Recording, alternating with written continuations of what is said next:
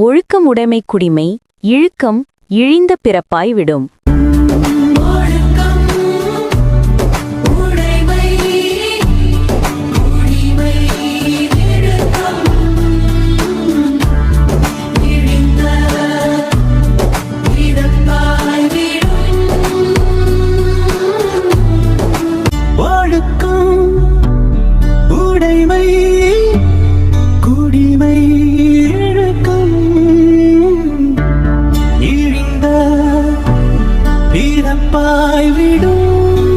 விளக்கம் 1.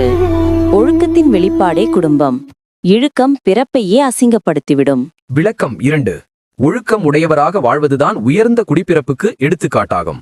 ஒழுக்கம் தவறுகிறவர்கள் யாராயினும் அவர்கள் இழிந்த குடியில் பிறந்தவர்களாகவே கருதப்படுவர். ஒழுக்கம் உடைமை குடிமை இழுக்கம் இழிந்த பிறப்பாய் விடும்.